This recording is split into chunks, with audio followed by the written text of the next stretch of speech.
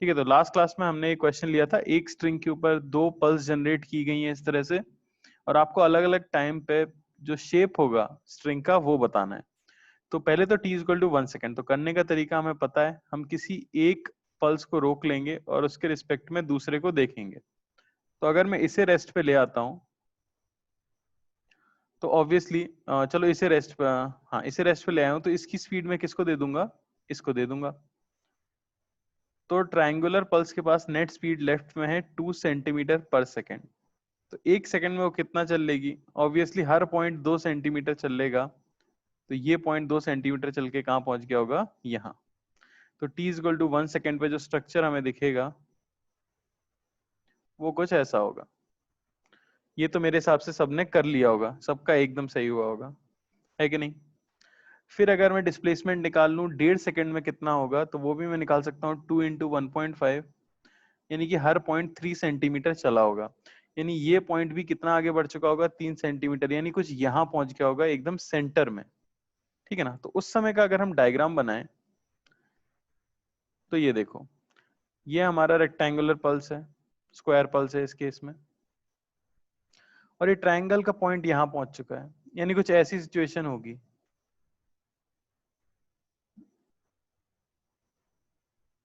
क्या मैं सही बना रहा हूँ एकदम। और ये रीजन जो है ये ओवरलैप कर चुका है, ये रीजन जो है सिर्फ ये ओवरलैप किया है, और पल्स का शेप कुछ ऐसा बना हुआ होगा। तो अब हमें इसी को ओवरराइट करना है, ठीक है ना। तो यहाँ तो कुछ हुआ नहीं है, तो ये तो एज इट इज, यहाँ तक भी कुछ नहीं हुआ, तो ये तो एज इट इज। बस यहाँ से अब आप देखो, ये स्क्वायर चाहता था कि सारे पॉइंट्स यहाँ यहाँ रहें, इस लाइन पे रहें, लेकिन यहाँ पे आप देख सकते हो कि थोड़ा थोड़ा डिस्प्लेसमेंट ऐड होना चाहिए। तो नेट क्या हो जाएगा, इन सभी को जोड़ दिया जाएगा, यानी कुछ इस तरह का स्ट्रक्चर बनेगा। बस यहीं तक ओवरलैपिंग हुई थी, फिर ये नीचे आ जाएगा, और ये जो बाकी पोर्शन एज इट इज था वो एज इट इज रहेगा। बात समझ आ रही है। तो ये था आपका बेसिकली 2 सेंटीमीटर, ये भी है आपका कितना 2 सेंटीमीटर, और क्योंकि ये है 1 सेंटीमीटर, तो ये भी ऊपर कितना गया होगा, ये भी गया होगा 1 सेंटीमीटर। तो अगर कोई ये पूछ ले कि स्ट्रिंग में हाईएस्ट पॉइंट इस समय पे कितनी हाइट पे है, तो आप क्या बोलोगे, 3 सेंटीमीटर की हाइट पर है। बात समझ आई क्या। आई होप क्लियर हो सभी को। और आखिरी पार्ट में हमें बताना था कि कंप्लीट सुपरपोजिशन में क्या सिचुएशन होगी। तो कंप्लीट सुपरपोजिशन के लिए आप क्या कर सकते हो, आप अपना स्क्वायर इस तरह से बना लो, ठीक है ना, और ट्रायंगल किस तरह से आ गया होगा, कुछ इस तरह से। अब इनको सुपर इम्पोज करना है, तो कैसा स्ट्रक्चर दिखेगा आप देख सकते हो, ये यहां से सुपर इम्पोज होना स्टार्ट हो चुकी है सारी चीजें, ठीक है ना। तो हर एक पॉइंट को थोड़ा थोड़ा क्या हो जाना चाहिए, ऊपर चले जाना चाहिए, यानी कि मैं इस तरह से दिखा सकता हूं ये, और फिर यहां से ट्रायंगल ऊपर आ जाएगा। यह है कंप्लीट सुपरपोजिशन। क्लियर है। स्क्वायर का हाइट 2 सेंटीमीटर दिया हुआ है ना बेटा क्वेश्चन में, देखो क्लियर है कि नहीं। चलो, तो ये सिंपल से क्वेश्चन है, डायग्राम वायग्राम के मेंस वगैरह में पूछे जा सकते हैं। चलें थोड़ी सी ढंग की चीज के ऊपर, ठीक है। तो ये तो था, आप बताते हो क्या स्ट्रक्चर सुपरपोजिशन की वजह से कैसा होगा, ठीक है ना। सुपरपोजिशन की वजह से स्ट्रक्चर कैसा होगा। अब जो है वो थोड़ी सी इंपॉर्टेंट चीज है जिसमें हमें फॉर्मूला याद रखना होगा, जो है रिफ्लेक्शन, रिफ्लेक्शन एंड ट्रांसमिशन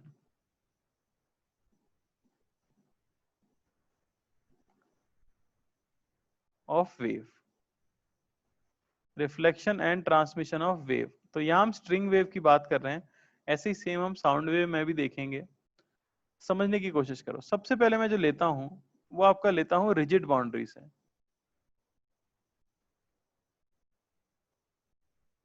क्या मतलब है इसका, तो रिजिड बाउंड्री का मीनिंग है कि मान लो आपके पास एक स्ट्रिंग है इस तरह से, जो कि दीवार से क्या है, जुड़ी हुई है, और आपने क्या किया, इसके ऊपर एक पल्स जनरेट की। सिर्फ एक बार हाथ को ऊपर नीचे ले जाके छोड़ दिया तो एक पल्स जनरेट हो जाएगी और आपने देखा है कि वो धीरे धीरे आगे बढ़ती रहेगी। है कि नहीं? कुछ इस तरह से वो आगे बढ़ रही है। तो हम जानना चाहते हैं कि जब ये इस रिजिड वॉल से टकराएगी तो टकराने के बाद क्या होगा। क्या आपको बाद भी वेव मिलेगी, टकराने के बाद भी कोई वेव मिलेगी या नहीं मिलेगी? तो देखा गया है ऑब्जर्वेशन, अब यहां तो हम थ्योरी ही पढ़ सकते हैं कि वेव जब टकरा जाती है उसके बाद एक इन्वर्टेड पल्स वापस निकलती है, और क्योंकि स्पीड तो फिक्स है तो सेम स्पीड से पल्स वापस आ जाती है। अब समझने की कोशिश करो ऐसा हुआ कैसे होगा। ऐसा इसलिए होता है क्योंकि देखो हर पॉइंट अपने पड़ोस वाले पॉइंट को ऊपर की तरफ खींचता है एक फोर्स से, जिससे उससे आगे वाला पॉइंट ऊपर जाने लग जाता है, फिर वो पॉइंट अपने राइट वाले पॉइंट को ऊपर उठाता है। तो इस तरह से सभी अपने राइट वाले पॉइंट्स को ऊपर उठाते रहते हैं और ऐसा लगता है कि पल्स आगे बढ़ रही है, वेव आगे बढ़ रही है। लेकिन जब इस एंड वाले पॉइंट की मैं बात करूं तो ये जब वॉल के पार्टिकल को ऊपर उठाने की कोशिश करता है, यानी जब ये वॉल के पार्टिकल के ऊपर फोर्स लगाता है ऊपर की डायरेक्शन में, तो वॉल का पार्टिकल तो मूव नहीं कर सकता ना। ऐसा तो नहीं होगा रस्सी दीवार से बंधी हुई थी, आपने ऐसा झटका दिया कि दीवार ही उखड़ गई, ऐसा नहीं होता, ठीक है ना। हम यहाँ पे रिजिड ले लें, ये हमारी क्या है, रिजिड बाउंड्री है, यानी इसका कुछ चेंज नहीं हो सकता। तो इसका पार्टिकल अभी भी रेस्ट पर ही रहने वाला है। तो वो एक फोर्स लगाता है हमारे पार्टिकल के ऊपर, जिसकी वजह से पल्स कैसी हो जाती है, इन्वर्टेड हो जाती है। नीचे की तरफ एक फोर्स लगता है और पूरी पल्स कैसी हो जाती है, इन्वर्ट हो जाती है। ठीक है ना, बात समझ आ रही है क्या? बात समझ आ रही है? तो अगर मैं बोलूं कि अगर इंसिडेंट वेव जो थी, इंसिडेंट वेव जो थी उसकी इक्वेशन थी y is equal to function of x minus v t, तो जो रिफ्लेक्टेड वेव होगी, जो रिफ्लेक्टेड वेव होगी उसकी इक्वेशन में क्या आएगा, function of x plus we T. बात समझ आई क्या? क्या होगा, x प्लस वी टी होगा। ठीक है ना। वेव उल्टी क्यों हो रही है, अब ये तो बातें बहुत अजीब है बेटा। उल्टी क्यों हो रही है ये तो मैं आपको प्रैक्टिकली करके ही बता सकता हूँ, और मैंने आपको समझाने की कोशिश की है। हाँ, इसे दूसरी तरीके से मैं जरूर समझाऊंगा, लेकिन उसके लिए थोड़ा वेट करना पड़ेगा। पल्स उल्टी हो जाएगी ऑब्वियसली, सीधी वापस कैसे आ जाएगी। ये जो लास्ट वाला पॉइंट है आप ऐसा सोच के देखो, इसने क्या किया, इस पॉइंट ने दीवार को ऊपर ले जाने की कोशिश की, तो दीवार ने उल्टा फोर्स इसमें नीचे लगाया है, तो उतना ही फोर्स इसमें नीचे लगता है और ये नीचे की तरफ मूव करने लग जाता है। ऐसा आप फील कर सकते हो, ऐसा आप समझ सकते हो, याद रखने के लिए, ठीक है ना। ठीक है, अगर मैं बोलूं for simple harmonic wave, for simple harmonic wave मान लो कि इंसिडेंट वेव की इक्वेशन है A incident sine omega T minus K X, तो क्या मुझे कोई बता सकता है, यह है इंसिडेंट वेव, इंसिडेंट वेव, तो क्या रिफ्लेक्टेड वेव की इक्वेशन में कोई चेंज आएगा? रिफ्लेक्टेड वेव की इक्वेशन क्या होगी, वाई रिफ्लेक्टेड अगर मैं लिखूं तो मैं क्या लिखूंगा, बताओ क्या लिखूंगा मैं, अगर रिफ्लेक्टेड वेव के लिए मैं लिखूं तो मैं क्या लिखूंगा? बिल्कुल, क्या एम्पलीट्यूड में यहाँ पे लिख देता हूँ ए रिफ्लेक्टेड, मे भी कुछ लॉसेस हो गए हो, तो जनरल अगर हमें लिखना है तो हम लिखेंगे साइन ओमेगा टी। पहली बात तो यहाँ क्या आ जाएगा, प्लस के एक्स आ जाएगा, ठीक है ना। क्या आ जाएगा, प्लस के एक्स आ जाएगा। क्यों, क्यों आ जाएगा प्लस के एक्स? क्योंकि direction of propagation of energy क्या हुआ है, बदल गया है। और क्या आएगा, और एक आ जाता है यहाँ पे पाई। तो ये याद रखना, इसे हम बोलते हैं फेज कांस्टेंट, फेज कांस्टेंट। अब ये क्यों आती हैं चीजें, ये अभी हमें पता लगेगा। आप ऐसा सोच के देखो, एसएचएम याद करो आप जरा, एसएचएम याद करो, यहाँ पे हो क्या रहा है, जो पल्स ऊपर थी वो पल्स कहाँ आ गई है, नीचे आ गई है। तो जो पल्स पहले पॉजिटिव वाई डायरेक्शन में अपने एम्पलीट्यूड पे थी वो नेगेटिव वाई डायरेक्शन में अपने एम्पलीट्यूड पे आ गई है। तो अगर आपको फेजर डायग्राम याद हो पल्स का, फेजर डायग्राम अगर आपको याद है, तो अगर कोई प्लस ए पे है और वो माइनस ए पे जाना चाहता है, तो सर्कल पे वो कितना एंगल कवर करेगा, यानी इन दोनों पोजीशंस के बीच का फेज डिफरेंस कितना आ जाएगा, अरे पाया आएगा कि नहीं आएगा। तो ये वही चीज है, जो चीज पॉजिटिव एक्सट्रीम पे हुआ करती थी अब वो नेगेटिव एक्सट्रीम पे हो गई है, हमारी वेव क्या हो गई है, इन्वर्ट हो गई है। तो ये याद रखो कि जब भी आपकी वेव इन्वर्ट हो जाती है तो उसमें फेज चेंज आ जाता है कितने का, पाई का। अरे क्लियर है कि नहीं है? उसमें फेज चेंज आ जाता है कितने का, पाई का। एसएचएम में पढ़ा था ना हमने, फेज और फेज कांस्टेंट, वही चीज है सिर्फ ये। तो ये आपको याद रखना है, यहाँ मैं लिख भी दूंगा नोट बना के, और ये बहुत जरूरी चीज है।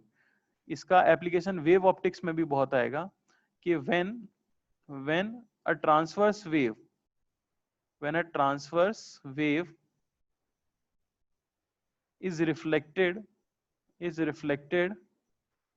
by a rigid boundary,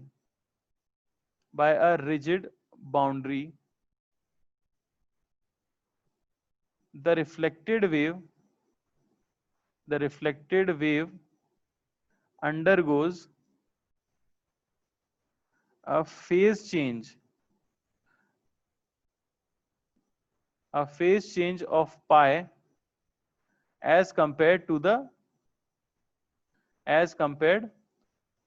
incident wave,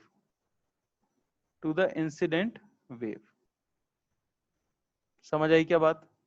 यानी इंसिडेंट वेव के कंपैरिजन में पाई का फेज चेंज आ जाता है किसमें, रिफ्लेक्टेड वेव के अंदर, क्योंकि क्या हो गई है, वो इन्वर्ट हो गई है। ठीक है ना, क्लियर है? तो ये काफी इंपॉर्टेंट चीज है, इसके ऊपर हम बादल बना देते हैं ताकि आप याद रख सको। ठीक है ना। अब इसे एक्सप्लेन किया जाता है एक और तरीके से, ठीक है ना, एक्सप्लेन्ड यूजिंग सुपरपोजिशन।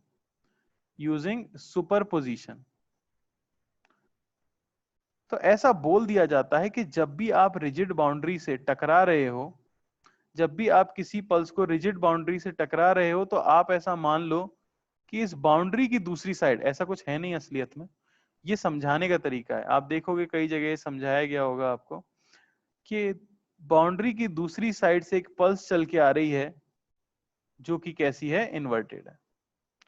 तो इस पोजीशन पे, इस बाउंड्री वाले पॉइंट पे इनका कंप्लीट सुपरपोजिशन होता है, और एक समय के बाद क्या होता है, जैसे हमने कल देखा था, ये वाली पल्स लेफ्ट में निकल जाती है और ये वाली पल्स राइट में चली जाती है। हालांकि दीवार के पीछे कुछ है नहीं, लेकिन ये समझने का तरीका है। इसलिए वेव हम कह देते हैं कि उल्टी निकलती है, इन्वर्टेड निकलती है। बात समझ आई क्या? उससे बेटर एक्सप्लेनेशन यही है कि भाई रिजिड पॉइंट को जब उसने ऊपर ले जाने की कोशिश की, ऐसा इमेजिन करो एक बार, सभी लोग प्लीज इमेजिन करना कि मान लो आप बहुत तेज भाग रहे हो, ठीक है ना, आप बहुत तेज भाग रहे हो और रैंडमली रास्ते में एक आदमी खड़ा हुआ है, आप अपना हाथ बढ़ा के उसको पकड़ लेते हो। तो दो चीजें हो सकती हैं, अगर वो आदमी काफी हल्का है तो क्या होगा, वो आपके भागने की डायरेक्शन में चल देगा आपके साथ, ठीक है ना, आपकी स्पीड को थोड़ा बहुत कम कर सकता है, लेकिन हाँ आपकी भागने वाली डायरेक्शन में वो चलेगा। तो आप में कुछ बहुत ज्यादा चेंज नहीं आएगा, आप तब भी उसी डायरेक्शन में मूव कर रहे होगे। पर अब मान लो कि आप बहुत तेजी से भाग रहे थे, लेकिन सामने एक पोल है जो जमीन में गड़ा हुआ है, और आपने अपना हाथ बढ़ा के उस पोल से हुक की तरह, जैसे हमारा हुक होता है ना, हुक अपने अपने हाथ का हमने हुक बना लिया है, और उस पोल में हमने उस हुक को अड़ा दिया, तो क्या होगा, क्या होगा? क्या आप पोल को घसीटते ले जाओगे अपने साथ, या आप उस पोल का चक्कर काट के उल्टी डायरेक्शन में फेंक दिए जाओगे? अरे खेला होगा बचपन में, निकले हो घर से बाहर, कैसी जनता है भाई सामने, कभी तो ऐसा किया होगा, पोल वोल होता है, भक्के जाते हैं, पकड़ते हैं ताकि तेजी से अपनी डायरेक्शन बदल लें। तो वैसी चीज यहाँ पे होती है, ये बड़े जोश में चल के आते हैं स्ट्रिंग के पार्टिकल के, भाई हम तो अपने पड़ोस वाले को अपने साथ घसीटते जा रहे हैं मजे में, लेकिन गलती से क्या होता है, दीवार का पार्टिकल आ जाता है, वो कहता है भाई मेरे साथ मजाक नहीं चलेगा, मैं तुम्हें उल्टा फेंक दूंगा। तो पल्स क्या हो जाती है, उल्टी हो जाती है। बात समझ आ रही है? क्यों? क्योंकि वो ऑब्वियसली उस पार्टिकल को अपनी सारी एनर्जी ट्रांसफर नहीं कर पाई, तो वो एनर्जी उसी के पास रहने वाली है, और वो खुद ऊपर जा नहीं सकती, तो उसके पास जाने की एक ही जगह बचती है, कहाँ, नीचे। बात समझ आई क्या? तो इस तरह से भी हम एक्सप्लेन कर सकते हैं इस चीज को। आई होप थोड़ा बहुत क्लियर हो रहा हो, ठीक है ना। तो ये था हमारा क्या, रिफ्लेक्शन फ्रॉम रिजिड बाउंड्री। तो याद रखना है, जब भी कोई ट्रांसवर्स वेव ठीक है ना। जब भी कोई ट्रांसवर्स वेव स्ट्रिंग के साथ वाली वॉल इलास्टिक हुई तो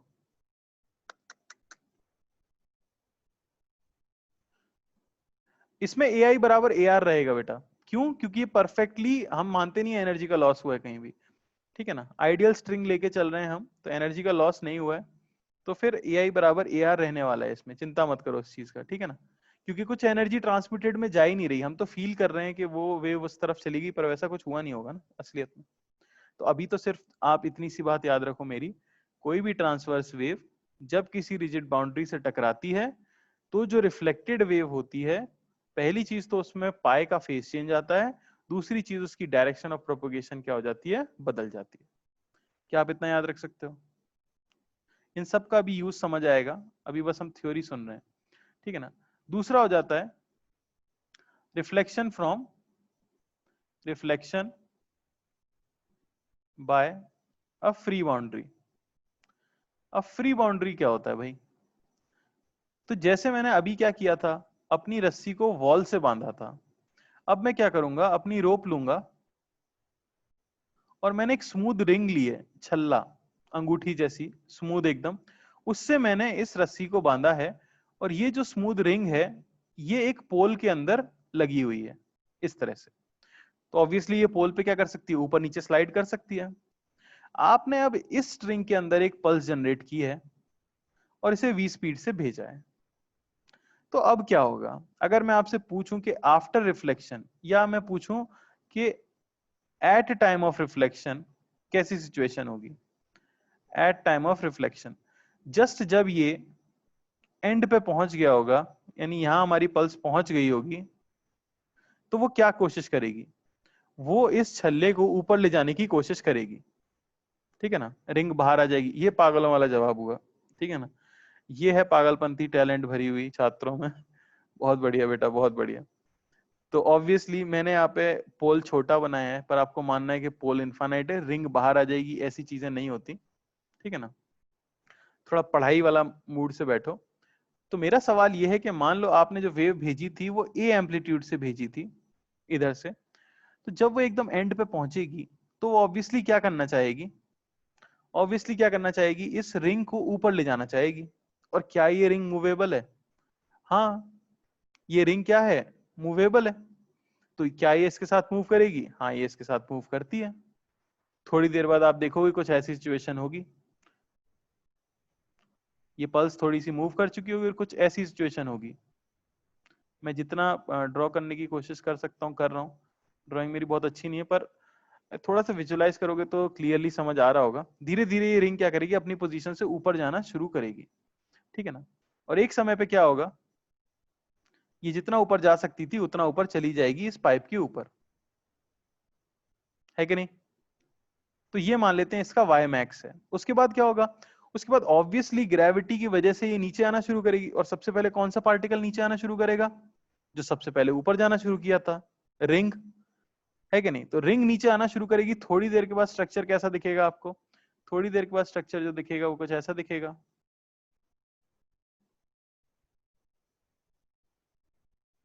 और जब ये अपनी पोजीशन पे वापस आ जाती है तो कुछ ऐसा स्ट्रक्चर हो चुका होता है, और वेव उल्टे डायरेक्शन में मूव कर रही होती है। अरे बात समझ आई क्या? मैंने कोशिश की आपको समझाने की, एक बार फील करने की कोशिश करो। आपने ऐसी पल्स बनाई तो ऐसा ही होगा, रिंग सबसे पहले नीचे आना शुरू करेगी। ठीक है ना। हाँ, अब यही है लाख रुपए का सवाल, वाई मैक्स क्या होगा, वाई मैक्स क्या होगा? कितने लोग बता सकते हैं वाई मैक्स क्या होगा?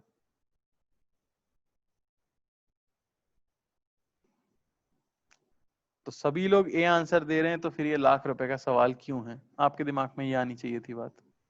अगर ये लाख रुपए का सवाल है तो कुछ तो खास बात है। तो ये वाईमैक्स जो देखा गया एक्सपेरिमेंटली वो है 2a। अब ये क्या हो गया, वो है 2a, यानी रिंग जो मैक्सिमम हाइट तक जाती है वो जाती है 2a तक। इसे भी मैं दो तरीके से एक्सप्लेन करूंगा। ठीक है ना, एक तो होगा जो हमने इससे पहले एक्सप्लेन किया था सुपरपोजिशन से, और एक होगा लॉजिकल रीजन। ठीक है ना, आप ऐसा सोच के देखो कि हर पार्टिकल ए एम्पलीट्यूड तक उठता था इस स्ट्रिंग में, जब पल्स आगे बढ़ती थी तो हर पार्टिकल ए एम्पलीट्यूड तक ही जा पाता था। उसका कारण क्या था? उसका कारण ये था कि उसे दो तरफ से टेंशन या फोर्स महसूस होता था। जैसे इस पार्टिकल ने, जैसे ये जो पार्टिकल है, ये जो पार्टिकल है, ये जब ऊपर उठना शुरू करेगा तो ये वाला लेफ्ट वाला पार्टिकल तो इसे ऊपर उठाने की कोशिश कर रहा है, लेकिन जो राइट वाला पार्टिकल है इसके, वो इसे नीचे लाने की कोशिश भी तो कर रहा है। अरे कर रहा है कि नहीं? इसे आगे एनर्जी ट्रांसफर करनी है कि नहीं करनी है? बिल्कुल करनी है। लेकिन रिंग के साथ क्या हुआ? रिंग आप देख सकते हो सबसे एंड वाला पार्टिकल है। तो जब इसके लेफ्ट वाला पार्टिकल सिर्फ इसे ऊपर ले जाने की कोशिश कर रहा है, तो ए एम्पलीट्यूड पे जाके तो इसकी स्पीड कैसी होती है? मैक्सिमम होती है। ठीक है ना? और ये कहां तक जाता है? उसके डबल तक जाता है। ये स्प्रिंग जैसा काम करने की बात है। इसके राइट में कोई पार्टिकल नहीं है इसे नीचे पुल करने के लिए, तो फिर ये कहां तक जाएगा? डबल तक चला जाता है। कहां तक चला जाता है? 2a तक चला जाता है। तो एक एक्सप्लेनेशन तो हम ये दे देते हैं कि भाई सारे पार्टिकल इसको सिर्फ क्या कर रहे हैं? ऊपर ले जाने की कोशिश कर रहे हैं। तो ये अपना एसएचएम करने की कोशिश करता है। ये पहले ऊपर बढ़ता है तो एक्सेलरेट हो रहा होता है। कब तक ये एक्सेलरेट होगा? जब तक कि लेफ्ट वाला पार्टिकल इसे ए तक नहीं पहुंचा देता।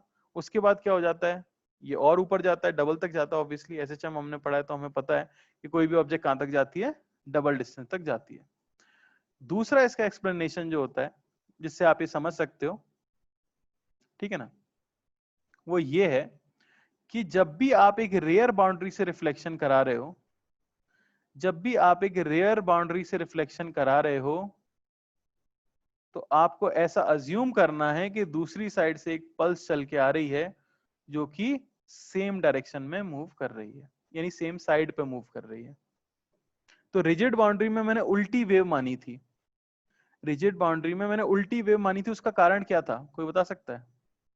उसका कारण ये था कि इस पॉइंट का डिस्प्लेसमेंट हमेशा क्या रहना चाहिए? 0 रहना चाहिए।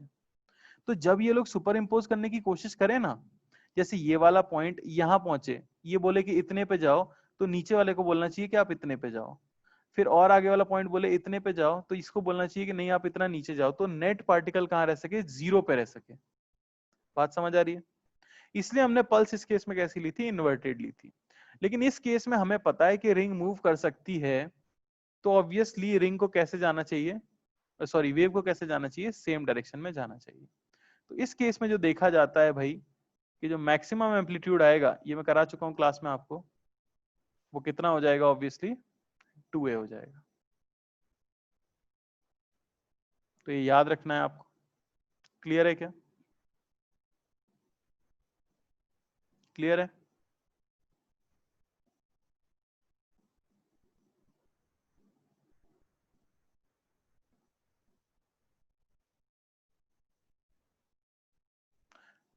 नीचे क्यों नहीं गया? इनर्शिया के कारण नीचे जाएगा बेटा। नीचे अगर जगह होगी रिंग के लिए तो वो नीचे भी जाएगा। हम ये मान के चल रहे हैं कि इसके नीचे रिंग के पास जाने की जगह ही नहीं है। समझ आ रही है बात? वरना तो रिंग नीचे भी जाती ना।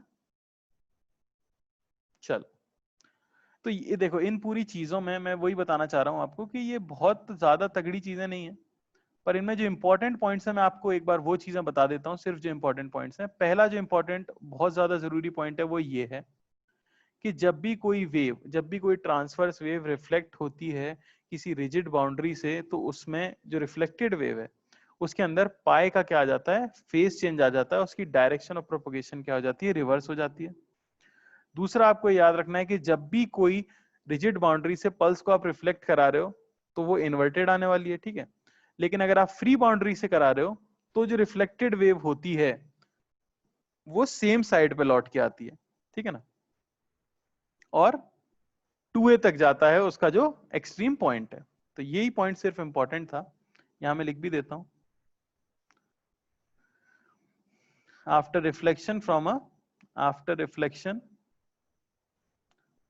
फ्रॉम अ, क्या बोला जाए उसे, मूवेबल बाउंड्री,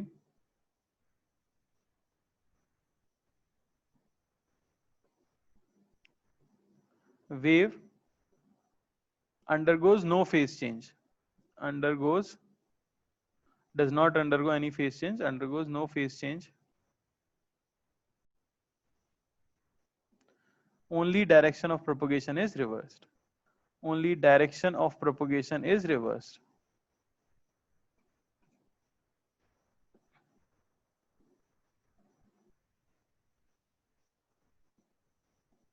समझ आई क्या बात? समझ आया? ठीक है, तो ये चीज इंपॉर्टेंट है, इसी पे ध्यान देना। तो अब क्वेश्चन कैसे आएगा? आप अभी भी सोच रहे हो कि भाई क्वेश्चन कैसे आएगा, ये सब हम समझ तो रहे हैं जितना भी समझ पा रहे हैं, लेकिन क्वेश्चन किस चीज पे आएगा? तो क्वेश्चन आता है मेनली एम्पलीट्यूड कैलकुलेशन पे। ठीक है ना? तो अगर बिल्कुल सभी कुछ बोला गया है कि कहीं भी कोई लॉस नहीं हो रहा है, तो इन केसेस में तो आप जानते हो कि रिफ्लेक्टेड और इंसिडेंट का एम्पलीट्यूड क्या रहने वाला है? सेम ही रहने वाला है। एक केस में बस उल्टी हो जाएगी और एक केस में सीधी रहेगी। ठीक है ना? अब क्वेश्चन किस पे आते हैं? वो आते हैं कंपोजिट स्ट्रिंग पे। कंपोजिट स्ट्रिंग,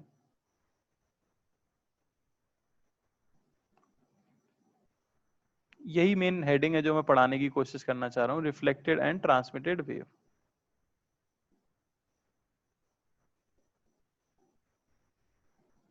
ठीक है भाई, क्या मतलब है कंपोजिट स्ट्रिंग का? ठीक है ना? सबसे पहले मैं ले लेता हूं wave travels from denser to rarer, या रेयरर टू डेंसर ले लेते हैं, देखने में आसान लगता है।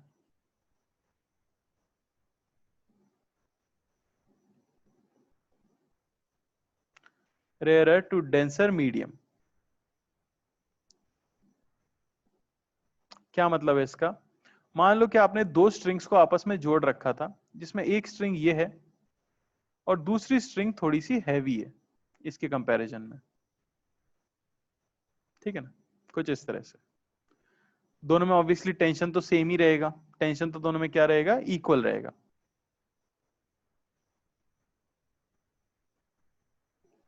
इसमें मैं अगर म्यू1 बोल देता हूं मास डेंसिटी, इसमें म्यू2 बोल दूं, तो म्यू2 is greater than म्यू1।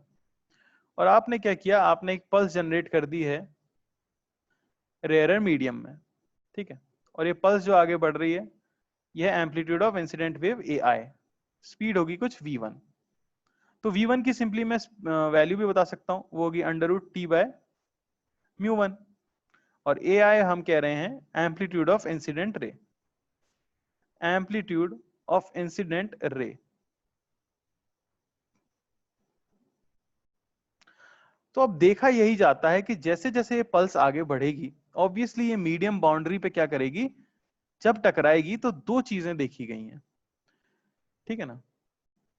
Incident wave, अरे यार, दो चीजें देखी गई हैं जब ये मीडियम की बाउंड्री, यहां पे बाउंड्री का काम कौन कर रहा है? इन दोनों स्ट्रिंग्स का जंक्शन पॉइंट बाउंड्री का काम कर रहा है। तो देखा गया है कि जब ये वेव बाउंड्री पर टकराती है तो दो चीजें होती हैं। एक तो एक रिफ्लेक्टेड पल्स मिलती है आपको और एक ट्रांसमिटेड पल्स मिलती है। इससे पहले वाले केस में ट्रांसमिटेड पल्स क्यों नहीं मिल रही थी? इससे पहले वाले केस में ट्रांसमिटेड पल्स इसलिए नहीं मिल रही थी क्योंकि ट्रांसमिशन होने के लिए कुछ मीडियम ही नहीं था। राइट साइड में कुछ है ही नहीं, रिंग के बाद कुछ था ही नहीं, तो पल्स कहाँ जाती? ठीक है, तो सारी एनर्जी हमको यहीं मिल जा रही थी। लेकिन अब ऐसा देखा गया है क्योंकि राइट साइड में भी मीडियम है, तो पल्स ट्रेवल करके राइट साइड में भी जा सकती है। तो हम यही देखना चाहते हैं कि आफ्टर रिफ्लेक्शन क्या होगा, आफ्टर रिफ्लेक्शन क्या होगा। तो जो देखा गया मैं आपको वो बताता हूं कि रिफ्लेक्शन होने के बाद देखा जाता है कि जो रिफ्लेक्टेड पल्स होती है वो तो इन्वर्ट हो जाती है, पर जो ट्रांसमिटेड पल्स होती है वो इरेक्ट रहती है। कुछ इस तरह की सिचुएशन देखी गई। ठीक है ना? अभी हम प्रूव भी कर लेंगे ऐसा हो क्यों रहा है। ये हो गया ए रिफ्लेक्टेड, ये हो गया ए ट्रांसमिटेड। अच्छा, इसकी स्पीड तो v1 ही रहेगी क्योंकि v तो इस पर डिपेंड करता है, पर इसकी स्पीड अलग रहेगी v2, क्योंकि v2 की वैल्यू होगी √t/μ2। ये हम जानते हैं कि नहीं जानते? ठीक है भाई, तो देखा क्या गया है, ऑब्जर्वेशन में यहां लिख देता हूं, ऑब्जर्वेशन में यहां लिख देता हूं। ऑब्जर्वेशन देखी गई, the reflected wave, the reflected wave undergoes phase change of pi, phase change of pi। और जो ट्रांसमिटेड वेव है, the transmitted wave, the transmitted wave is in same phase as incident wave, as incident wave। अरे बात समझ आई क्या? ठीक है, यहाँ पे ए ट्रांसमिटेड, ए टी जो मैंने लिखा है यह है एम्पलीट्यूड ऑफ ट्रांसमिटेड वेव,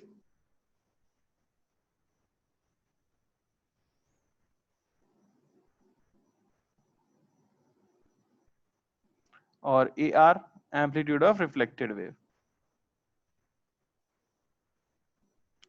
तो मेरा ऑब्जेक्टिव इस पूरी कहानी से यही है कि मैं ए रिफ्लेक्टेड और ए ट्रांसमिटेड को in terms of A incident calculate करना चाहता हूं। ठीक है ना? तो वो कैसे कर सकते हैं, देखो हम अज्यूम कर लेते हैं कि वेव जो इंसिडेंट हुई थी उसकी इक्वेशन है A incident sine omega T minus K X. बिल्कुल सही है, पॉजिटिव एक्स डायरेक्शन में जा रही है, ए इंसिडेंट उसका सॉरी ए आई उसका एम्पलीट्यूड है। ठीक है ना? तो अगर मैं रिफ्लेक्टेड वेव बोलूं, ये तो हो गई आपकी कौन सी, इंसिडेंट। रिफ्लेक्टेड को अगर बोला जाए तो रिफ्लेक्टेड आप क्या लिख सकते हो, वो होगा ए आर, कुछ एम्पलीट्यूड अलग होगा अब उसका क्योंकि एनर्जी थोड़ी सी ट्रांसमिटेड में भी जाने वाली है, साइन ओमेगा टी प्लस के एक्स और प्लस पाई। होगा कि नहीं होगा? यह है आपका किसके लिए, रिफ्लेक्टेड के लिए। और ट्रांसमिटेड के लिए मैं अगर बोलूं तो ट्रांसमिटेड के लिए हो जाएगा A T sign omega T. अच्छा, के सेम रहेगा कि बदल जाएगा, मैं ये जानना चाहता हूं, के सेम रहेगा या बदल जाएगा? कोई मुझे बता सकता है? के सेम रहेगा या बदल जाएगा? के होता है 2π/λ, और मीडियम चेंज होने से फ्रीक्वेंसी चेंज नहीं होती है। Frequency is medium independent, frequency is medium independent. तो मैं कह सकता हूं क्योंकि f हमेशा कांस्टेंट रहता है, यानी v1/λ1 ये होना चाहिए v2/λ2। तो क्या ट्रांसमिटेड वेव की स्पीड इंसिडेंट वेव से अलग है? हाँ। तो क्या ट्रांसमिटेड वेव की वेवलेंथ इंसिडेंट वेव से अलग होगी? हाँ। तो अगर लैम्डा अलग हो तो क्या के भी अलग होगा? हाँ बिल्कुल। और वो negative x positive x direction में जा रही है तो माइनस ही रहेगा। ये मैं कह देता हूं क्या है, ट्रांसमिटेड। बात समझ आई क्या? ये है आपका क्या, ट्रांसमिटेड वेव। तो ये रिलेशन है हमारे पास तीनों इक्वेशंस में। समझ आ रहा है? अच्छा, अब जो ट्रांसमिटेड वेव है वो बेसिकली क्या है? ट्रांसमिटेड वेव, ट्रांसमिटेड वेव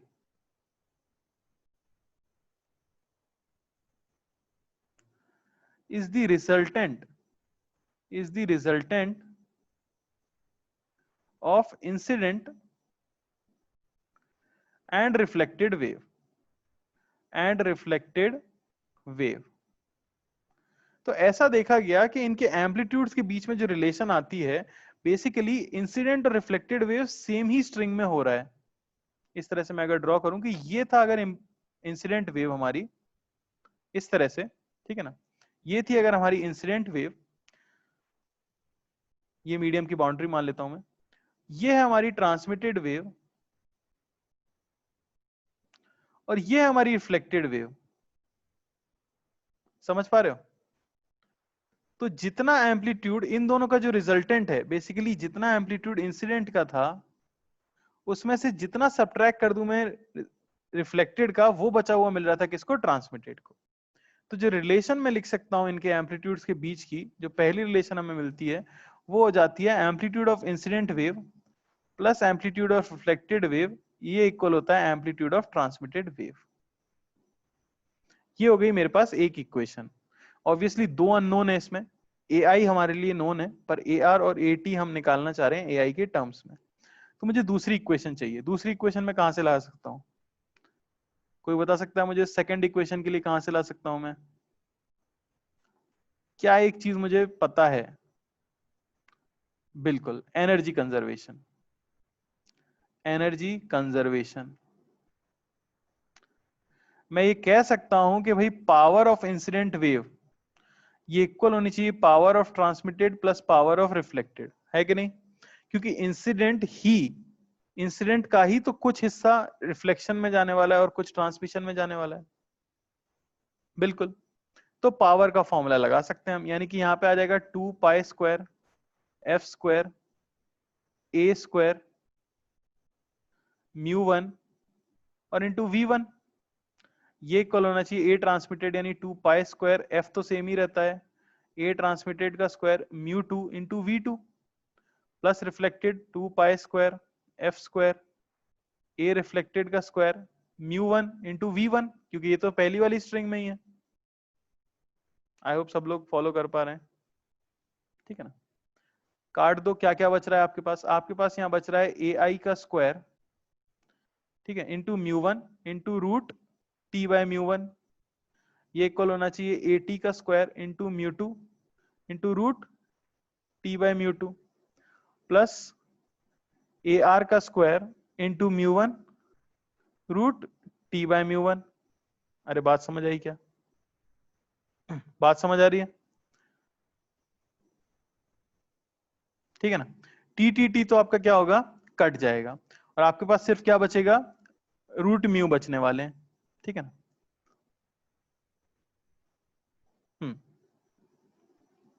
तो आपके पास बचेगा ए आई, ठीक है, इंटू रूट म्यू 1।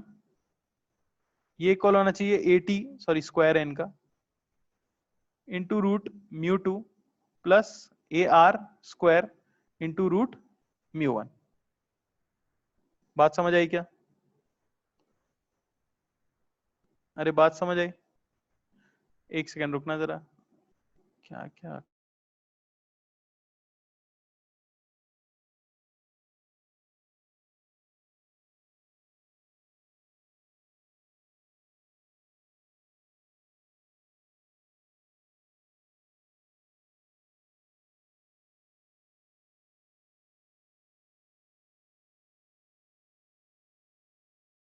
हाँ भाई, ठीक है। तो अब हम क्या लिख सकते हैं सिंपली, अगर मैं दोनों साइड रूट म्यू 1 से डिवाइड कर दूं, अगर आप रूट म्यू 1 से डिवाइड कर दो तो यहां आ जाएगा ए आई का स्क्वायर, ये होना चाहिए ए टी का square into root mu 2 by mu 1 plus A R का square. Root mu 2 by mu 1 क्या हो जाएगा? तो आपको पता है कि V1 ये था under root T by mu 1 और V2 ये था under root T by mu 2। तो root mu 2 by root mu 1 को आप क्या लिख सकते हो, V1 बाय V2 लिख सकते हो सिंपली। तो यहां हमें मिल जाएगा ए आई का स्क्वायर माइनस ए टी का स्क्वायर, ये हो जाना चाहिए, सॉरी ये ए आर है, माइनस ए आर का स्क्वायर, ये हो जाना चाहिए ए टी का square into V1 by V2। ये है मेरी इक्वेशन नंबर 2। आप देख सकते हो दो इक्वेशन है, दो अननोन है, इन्हें हम सॉल्व करके ए आई के टर्म्स में लेके आ सकते हैं, V1 और V2 के टर्म्स में भी आएगा ऑब्वियसली। तो हमें जो मिलता है रिजल्ट वो मैं लिख देता हूं। आपको यहां से मिलता है एम्पलीट्यूड ऑफ ट्रांसमिटेड वेव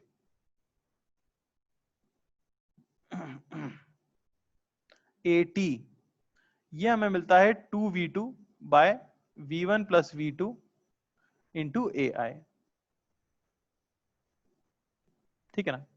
और similarly amplitude of reflected wave, ये आपको मिलता है AR is equal to V2 minus V1 by V1 plus V2 into AI।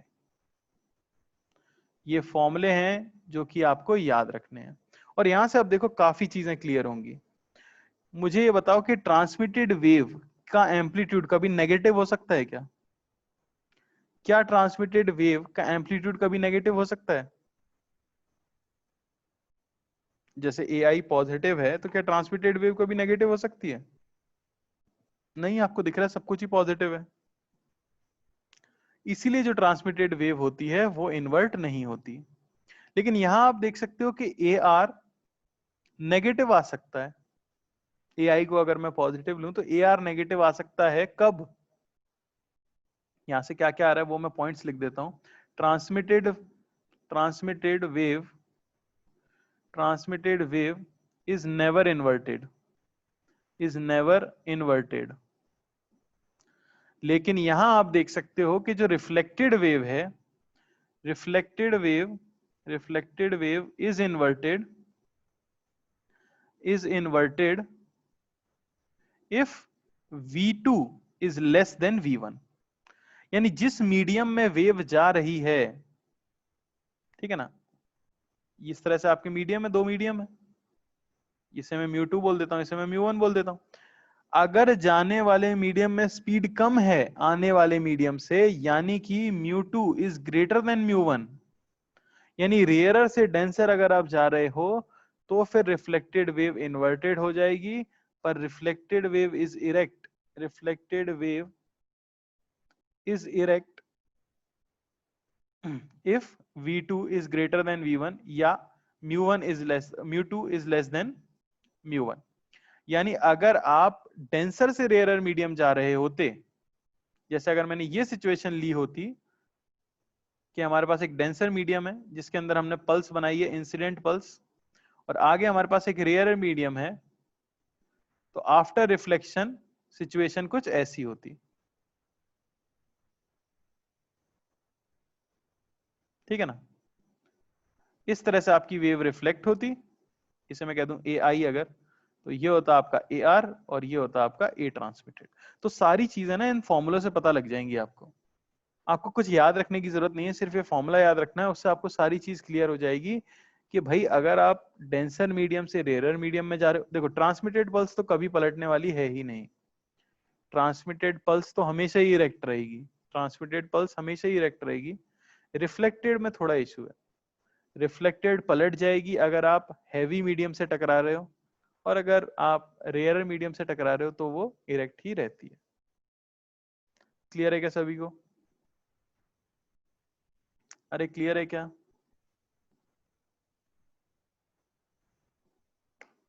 चलो क्वेश्चन कर लेते हैं फिर.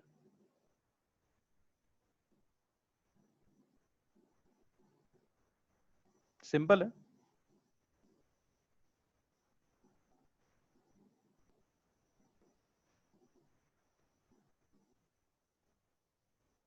ठीक है ना, तो मान लो कि यहाँ पे म्यू है और यहाँ पे हमारा 4 म्यू है. यहां से मैंने एक पल्स जनरेट की है,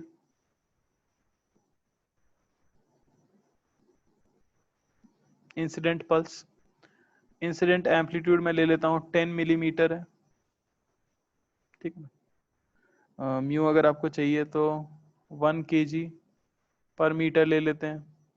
टेंशन जो है वो मैं 100 न्यूटन ले लेता हूँ. ठीक है ना, और बस आपको सबसे पहले तो बताना है amplitude amplitude of transmitted wave.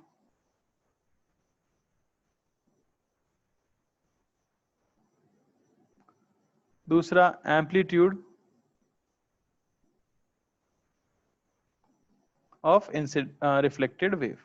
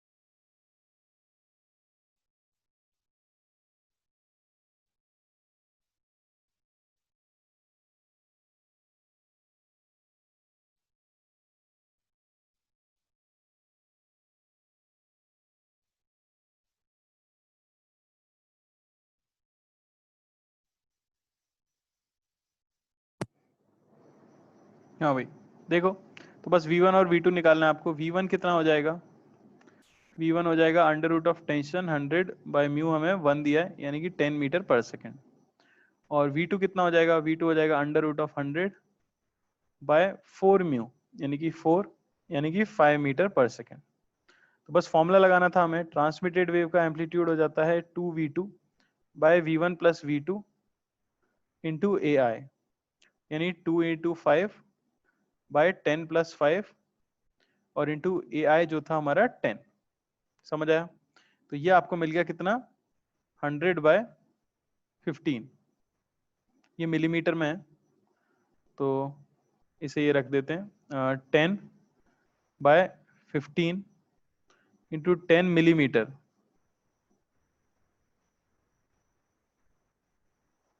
ठीक है ना, यानी कितना आ गया 20 बाय 3। नहीं, क्या हो रहा है ये, 2 into V2 2 into 5 upon into 10 mm, यही है ना हमारा बस। तो ये कितना हो गया 10 बाय 15 यानी कि 2 बाय 3 यानी 20 बाय 3 mm।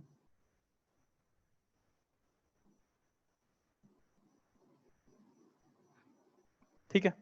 सिमिलरली ए रिफ्लेक्टेड का निकाल सकते हैं V2 माइनस V1 यानी 5 माइनस 10 अपॉन 5 प्लस 10 और इंटू 10। तो ये आ जाएगा -10/3 mm। तो आप देखो वो रिलेशन भी सेटिस्फाई हो रही है हमारी। A transmitted is equal to A incident plus A reflected. हो रही है कि नहीं हो रही? ए इंसिडेंट यानी 10 माइनस प्लस ए रिफ्लेक्टेड यानी -10/3। ये आ रहा है ना ए ट्रांसमिटेड के इक्वल। अरे समझ आया कि नहीं? क्लियर है? क्लियर है? ये कोई डाउट नहीं है बेटा, आप मीटर में आंसर दे दो, कोई बुराई नहीं है। जिसमें आपका आंसर देने का मन है उसमें दे दो, ऐसा कोई हार्ड एंड फास्ट रूल नहीं है। तो बहुत ही आसान है। अगर आपको म्यू दिया हुआ है तो सिंपली आप क्या बता सकते हो, इक्वेशन बता सकते हो, फॉर्मूला याद रहेगा। चलें आगे। ठीक है।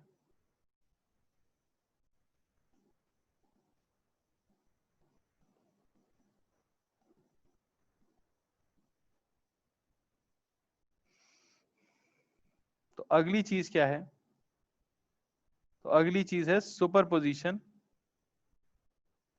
Superposition of simple harmonic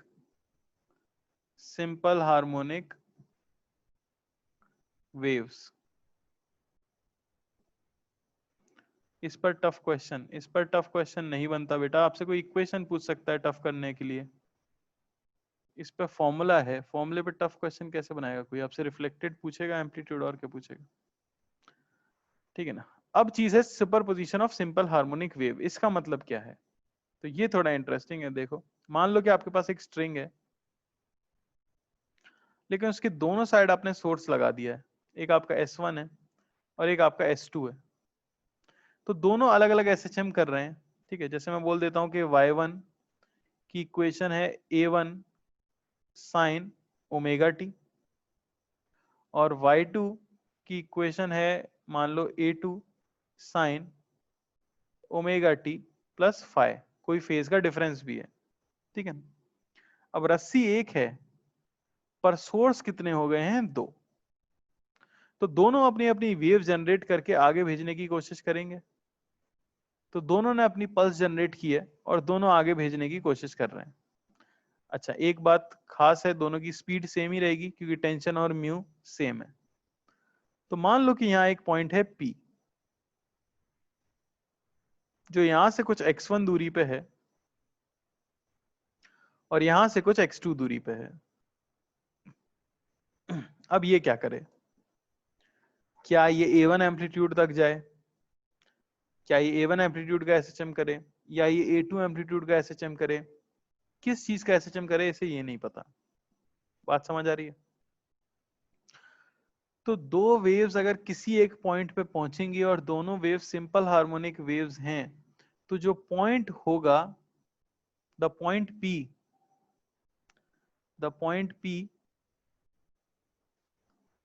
performs SHM as the resultant of superposition of waves।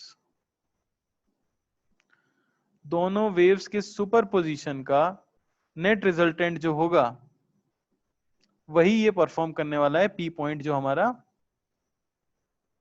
SHM करेगा। ठीक है ना।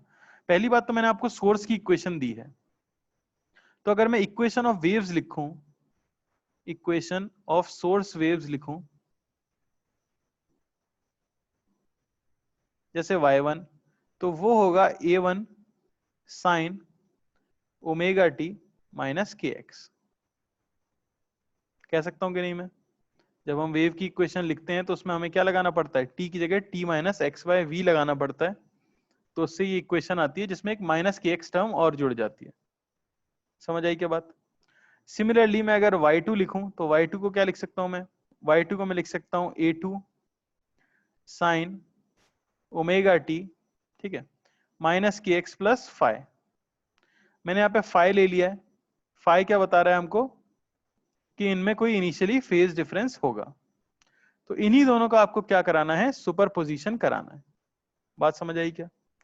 इन्हीं दोनों का आपको क्या कराना है, सुपरपोजिशन कराना है।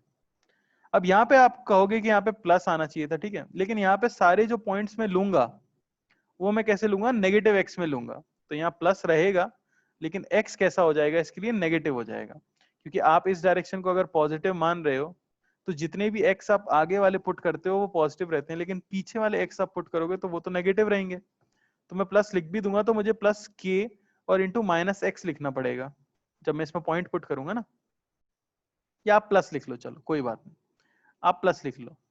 समझ आई क्या बात? अच्छा, तो अब होगा क्या, जनरल लिखिए, तो मैंने जनरल इक्वेशन लिख दी प्लस के साथ, ठीक है, क्योंकि वो नेगेटिव एक्स डायरेक्शन में जा रही है ऐसा हमने मान लिया, बिल्कुल सही बात है। फॉर पॉइंट पी, अब ये तो क्या है, ये तो वेव्स की इक्वेशन है। पॉइंट पी तो क्या करने वाला है, एसएचएम करने वाला है। अगर किसी वेव की इक्वेशन को एसएचएम की इक्वेशन बनाना हो तो हमें क्या करना चाहिए, जल्दी से बोलो भाई, अरे जल्दी से बोलो। अगर किसी वेव की इक्वेशन को एसएचएम की इक्वेशन बनाना हो तो क्या करना चाहिए? तो विदित बिल्कुल गलत आंसर दिया आपने, अभिरूप बिल्कुल सही, हर्ष ने भी सही बताया, अभिनवा ने भी सही बताया। हमें x को फिक्स कर देना चाहिए। अगर आप x को फिक्स कर देते हो तो वेव की इक्वेशन एसएचएम की इक्वेशन बन जाती है, अगर आप टाइम को फिक्स करते हो तो वो कर्व की इक्वेशन बन जाती है। तो ऐसा मैं देख सकता हूं कि S1 सोर्स के लिए तो जो पॉइंट है वो x1 दूरी पे है, पर S2 के लिए वो कहां पे है, x2 दूरी पे है, तो वही मुझे यहाँ पे पुट करना है। बात समझ आई? तो मैं अगर SHM1 लिखूं, SHM1, तो वो तो हो जाएगा y1, ये होना चाहिए a1 sine omega T minus k x1। ये हो गई हमारे पार्टिकल के लिए पहली इक्वेशन। अरे समझ आई कि नहीं बात, माइनस के x1। और मैं अगर SHM2 लिखूं तो वो हो जाएगी y2, ये होना चाहिए a2 sine omega T plus के माइनस x2। माइनस x2 में क्यों लिख रहा हूं, प्लस फाइव तो रहेगी।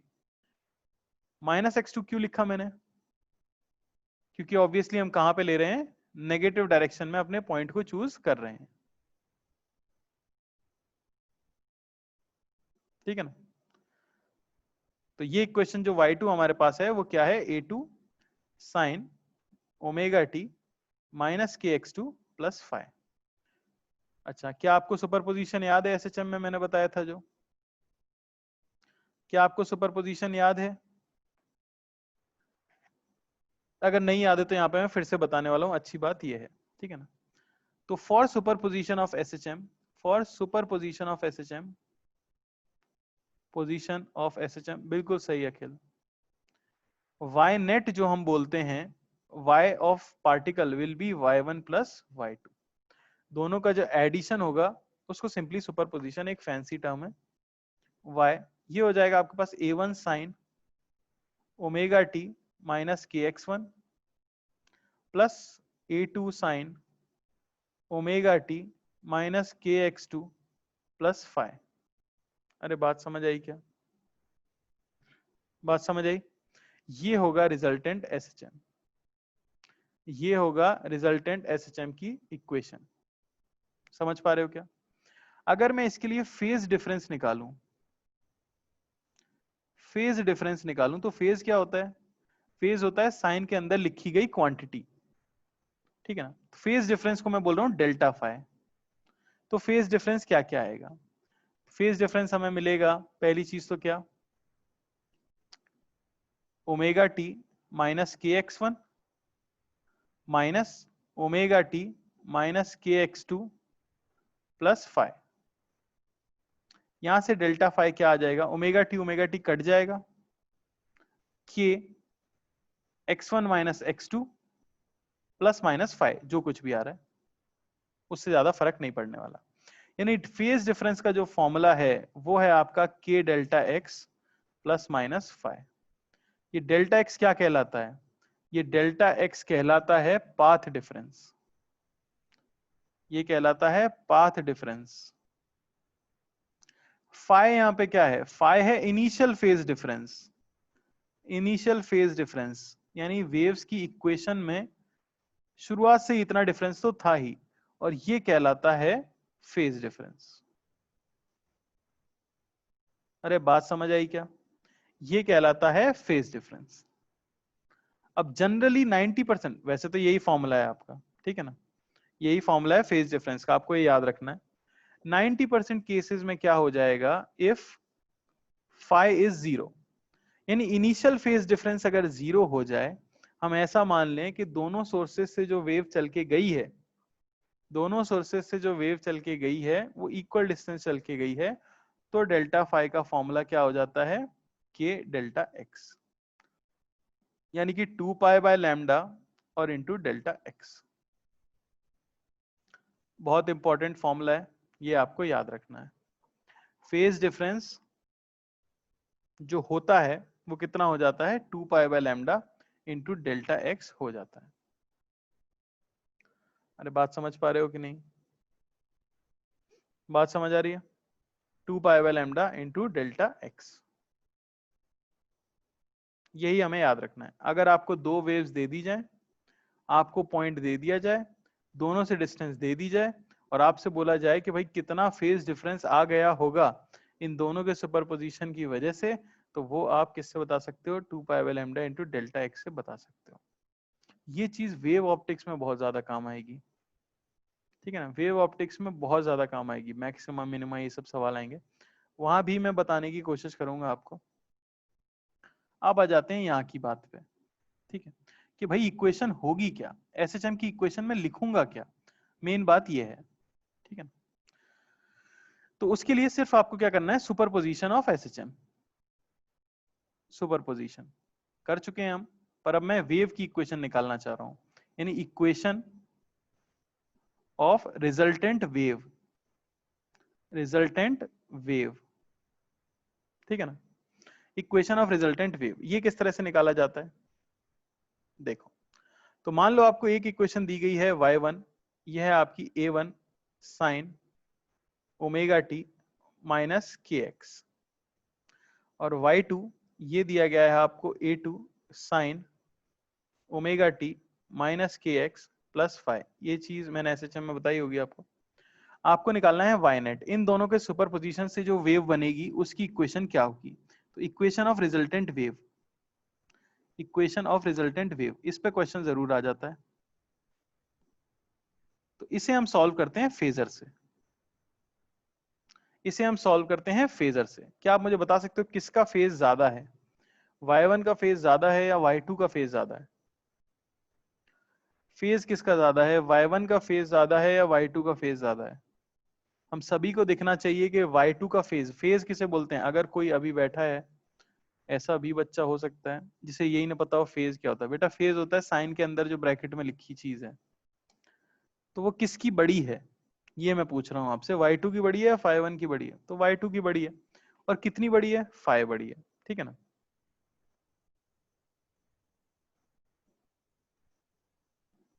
क्या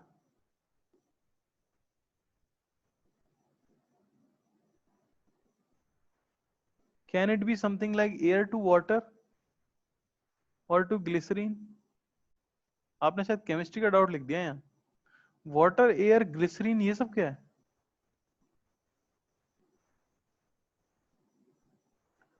ये तो मेरा ही सर घूम गया।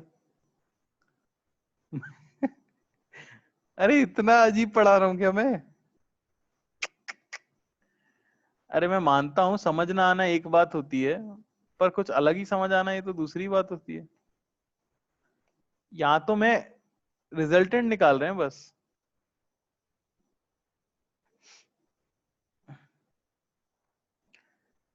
पहले मैं आपको मेथड बता देता हूँ, ठीक है, ताकि सवाल करना तो सीखो, उसके बाद फिर आपके डाउट सुन लेंगे। तो ये तो इक्वेशन है, तो जिसका फेज पीछे हो उसको यहाँ ड्रॉ कर लो आप। A1 मैंने यहाँ ड्रॉ कर लिया, A1 पीछे है। और A2 को ड्रॉ कर लो, वो कितना आगे है? A2 भाई फाइ आगे, सॉरी A2 जो है वो फाइ आगे है। तो वेक्टर की तरह सॉल्व कर देते हैं हम, थोड़ा बहुत याद आ रहा होगा आपको। ए नेट, ए नेट की वैल्यू क्या हो जाती है? ए नेट की वैल्यू हो जाती है, अरे बोलो सब लोग, A1 square plus A2 square plus 2A1 A2 cos phi, जो इनके बीच में इनिशियली फेज डिफरेंस था। अरे बात समझ आई कि नहीं? अच्छा, तो अब नेट इक्वेशन कित का फेज क्या लिखूंगा मैं? तो ये एंगल अगर डेल्टा है तो ये भी निकालना आपको आना चाहिए, ठीक है ना। फॉर्मूला अगर आपने पढ़ा था तो टेन डेल्टा ये मिल जाता है हमें A2 sine phi by A1 plus A2 cos phi. Vector में पढ़ाया था फॉर्मूला, रोने की अब जरूरत नहीं है, तब याद रखना चाहिए था, ठीक है। ये आ गया। तो अब नेट इक्वेशन ये है, यानी जो नेट इक्वेशन होगी वेव की, उसका फेज A1 से ज्यादा होगा, पर कितना ज्यादा होगा? डेल्टा ज्यादा होगा। तो नेट इक्वेशन जो मैं लिखूंगा ना, वाई नेट, वो मैं लिखूंगा A net sine omega T minus K X plus delta. तो इस तरह से आप किसी रिजल्टेंट वेव की इक्वेशन निकालते हो। तो पूरी जो हमने कहानी सुनाई है, बहुत लंबी कहानी मैंने सुनाई, दो चीजें इंपॉर्टेंट थी आपके लिए।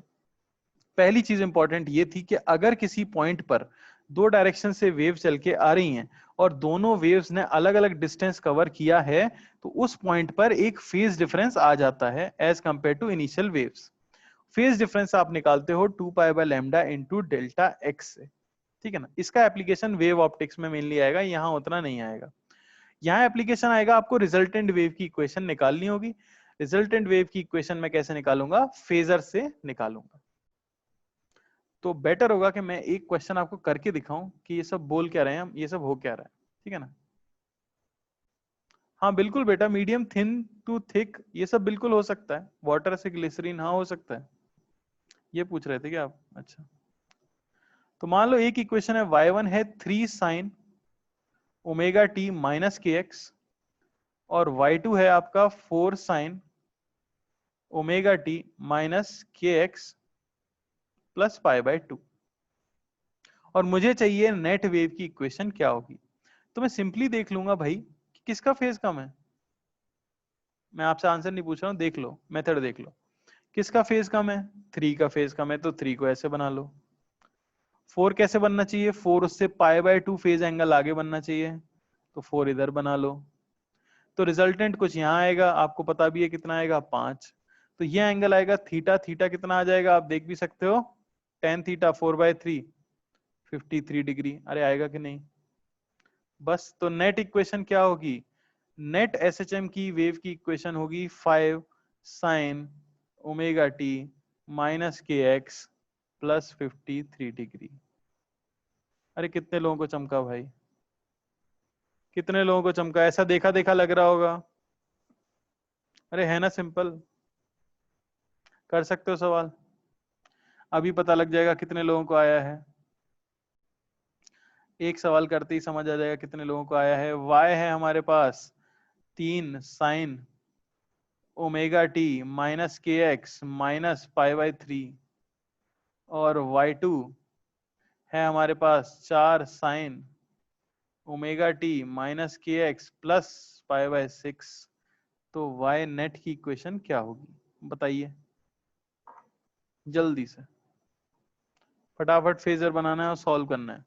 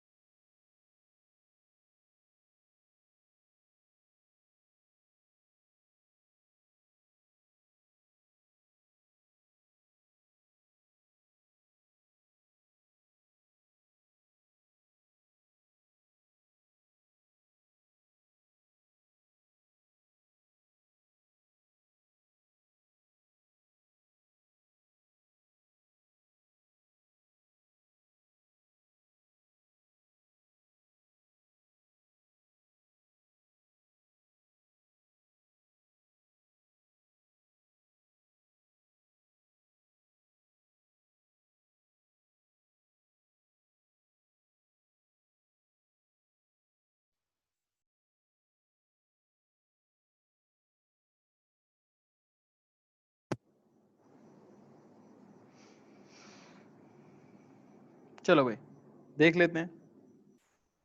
तो किसका फेज कम है? क्लियरली दिख रहा है y1 का फेज कम है, तो 3 आ गया यहाँ। y2 से कितना आगे है? तो y2 आप देख सकते हो उससे कितना आगे है भाई, y2 उससे आगे है, ये -π/3 है, ये +π/6 है, तो कितने का अंतर है? 90 डिग्री। ये -60 डिग्री, ये +30 डिग्री। -60 +30 में 90 का डिफरेंस है, 4। अरे क्या आया भाई? 5। ये एंगल क्या आया भाई? 53 डिग्री। इक्वेशन क्या बनेगी? वाई नेट की इक्वेशन बनेगी 5 साइन, अच्छा 53 डिग्री किससे आगे है? 53 डिग्री आगे है 3 वाली इक्वेशन के फेज से, तो मुझे पहले 3 वाली इक्वेशन का पूरा फेज तो लिखना पड़ेगा।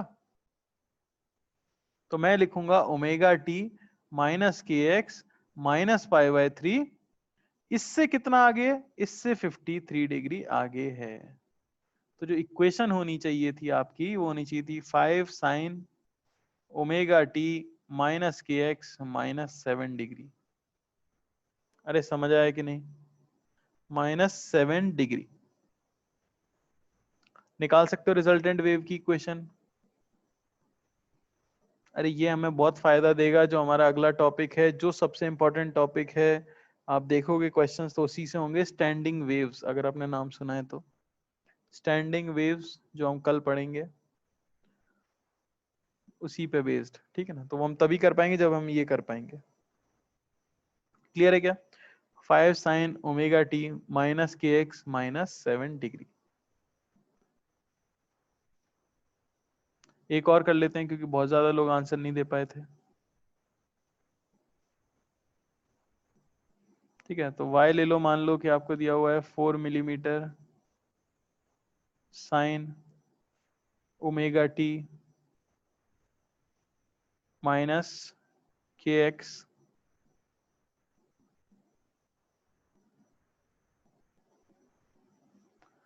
और y2 ले लेते हैं 4 millimetre cos omega T minus K X plus π/2।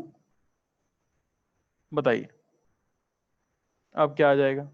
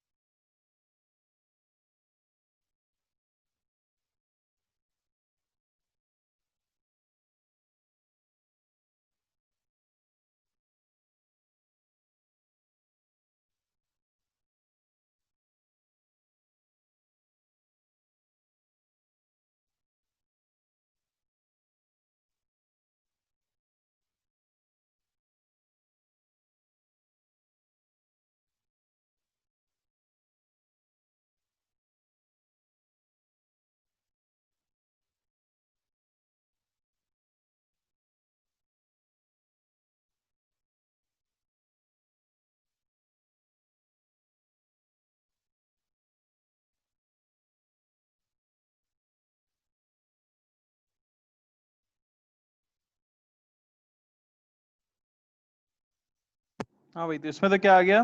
0 आ गया हमारे पास वाई नेट। ठीक है ना, क्लियरली देख सकते हो आप। इसको हम क्या लिख सकते हैं? इसको हम लिख सकते हैं -4 sign omega T minus K x. ठीक है ना, यानी नेगेटिव एम्पलीट्यूड वाली वेव है, तो नेट क्या हो जाएगा? 0 हो जाएगा। सिंपल है। और क्या दे सकता है आपको कोई? मान लो कि मैंने 3 वेव का सुपरपोजिशन करा दिया आपसे। ठीक है ना, मान लो आपको कोई 3 वेव दे देता है और अब बोलता है कि इन तीनों का सुपरपोजिशन का रिजल्टेंट क्या होगा। जैसे y1 ये हो गया, y2 हो गया आपके पास -8 sign omega T minus K x, और y3 हो गया आपके पास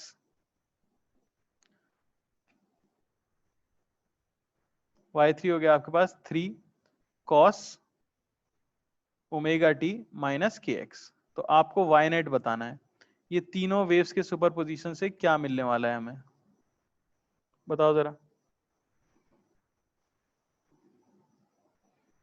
तीनों वेव्स के सुपरपोजिशन से क्या मिलने वाला है? तो ऐसा ऐसे होता होगा कि एक साइड से आप दो वेव्स का रिजल्टेंट भेजते होगे और दूसरी साइड से किसी एक वेव का भेज दिया होगा। तो सुपरपोजिशन कितनी भी वेव्स का पूछा जा सकता है, करना आपको फेजर से ही होता है।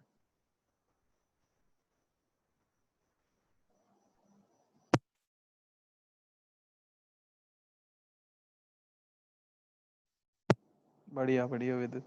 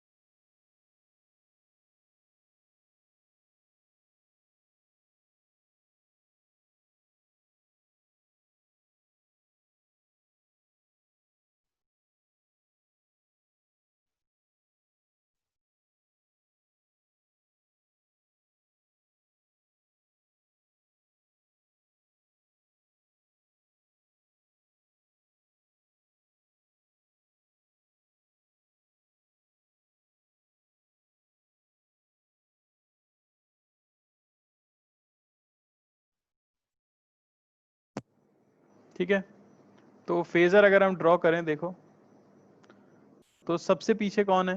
अगर आप देखो सबसे पीछे कौन है, तो पहले इसका फेज 0 मान सकता हूं मैं, 12 वाली का। इसको अगर मैं ड्रॉ कर लेता हूं यहाँ पे, तो अब आप देख सकते हो कि ये बेसिकली लिखा हुआ है 3 sign omega T minus K X plus pi by 2, यानी उससे इसका फेज कितना आ गया, 90 डिग्री आ गया। तो यहाँ हमारा क्या आ जाएगा, 3। और इसे हम क्या लिख सकते हैं, इसे हम लिख सकते हैं 8 sign omega T minus K X plus pi. तो बेसिकली इससे पाई एंगल आगे 8 है। अरे समझ आया कि नहीं? इससे पाई एंगल आगे क्या है, 8 है। तो नेट क्या बचेगा, अब आप देखो, ये क्योंकि एक दूसरे के ऑपोजिट हैं तो इन्हें कैंसिल कर सकते हैं हम। तो इफेक्टिवली यहां बचने वाला है आपके पास 4, यहाँ बचने वाला है आपके पास 3, और यहाँ आ जाएगा आपका रिजल्टेंट 5, क्योंकि ये 90 डिग्री पर है। और ये एंगल थीटा आप देख सकते हो, tan थीटा, इसकी वैल्यू है 3/4। तो थीटा आपका कितना है, 37 डिग्री। यानी नेट वेव का एंगल 37 डिग्री आगे होगा किससे, जो राइट में वेव थी, राइट में प्लॉट की थी, राइट में मैंने ये प्लॉट की थी, तो इसके फेज से 37 डिग्री आगे। तो वाई नेट में सिंपली क्या लिख सकता हूं, 5 sign omega T minus K X plus 37 degree. Clear हुआ क्या सभी को? आई होप सभी को क्लियर हो रहा हो किस तरह से हम सुपरपोजिशन ऑफ वेव्स की इक्वेशन निकाल सकते हैं। तो आज जो इंपॉर्टेंट चीजें हमने पढ़ी हैं वो सिर्फ क्या क्या है, एक तो हमने ये चीज पढ़ी कि रिजिड बाउंड्री से टकराने के बाद रिफ्लेक्टेड वेव इन्वर्ट हो जाती है। दूसरा हमने amplitude of reflected amplitude of transmitted wave का फॉर्मूला पढ़ा, और किस केस में वो सीधी रहेंगी, किस केस में उल्टी रहेंगी, ये पढ़ा। उसके बाद किसी भी एक पार्टिकल पे अगर दो वेव्स पहुंच रही हैं और उनके पाथ के बीच का डिफरेंस है, कोई डिस्टेंस की दूरी है, अलग अलग है, तो वो फेज डिफरेंस कितना जनरेट करता है, हमने ये पढ़ा है। उसका एप्लीकेशन अभी हमने नहीं देखा है, वो हम देखेंगे। और चौथी जो इंपॉर्टेंट चीज थी वो था कि दो या दो से ज्यादा सिंपल हार्मोनिक वेव्स अगर सुपर इम्पोज हो रही है किसी एक जगह पे, तो नेट वेव की इक्वेशन हम कैसे लिखते हैं। क्लियर है क्या सभी को ये? तो आज यहीं पे एंड करेंगे, कल यहीं से कंटिन्यू करेंगे। कल थोड़ा इंपॉर्टेंट है, कल हम स्टार्ट करेंगे स्टैंडिंग वेव्स। ठीक है ना? चलो आज यहीं एंड कर देते हैं।